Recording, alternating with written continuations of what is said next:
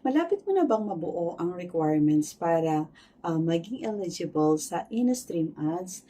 Ito yung 5,000 followers at 60,000 minutes views. So kung ito ang ini-aim natin, ang monetization sa in-stream ads, pwede na tayo mag-start na mag-upload ng long videos. I-share ko lang, kung mag-start na tayo mag-upload, ang importante, wala itong music. Kasi mahihirapan tayo na pagdating ng nire-review ang account natin at may music ito, malamang meron itong issue or merong violation. So, kung magsisimula tayo mag-upload, yan ang isang napaka-importante na dapat alamin natin bago mag-upload ng long video para hindi masayang ang ating na-upload.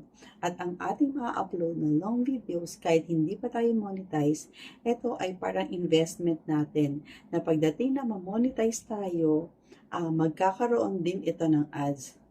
Pero alam mo ba na kahit nakapag-upload na tayo at eligible na at na-set up na natin ang ating in-stream ads, hindi rin ito basta-basta magiging or magkakaroon ng ads.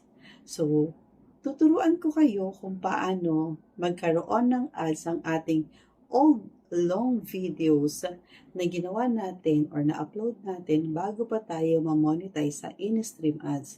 So, ituturo ko ang procedure, panoorin ninyo. Ito ay isang sample ng na-upload ko ng long video noong hindi pa ako monetize sa in-stream ads.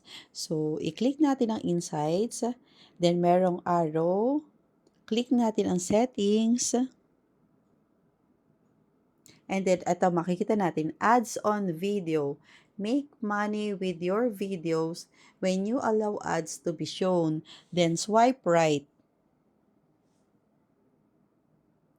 Ayan, so mag-color blue na siya.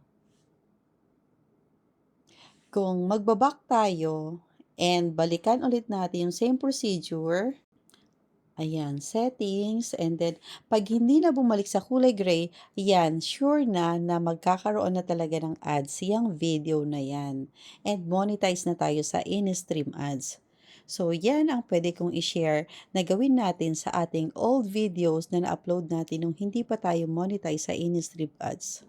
So, ayan ang simpleng tutorial na pwede kong i-share sa inyo kung paano malagyan ng ads ang ating old long videos para sa ating in-stream ads monetization.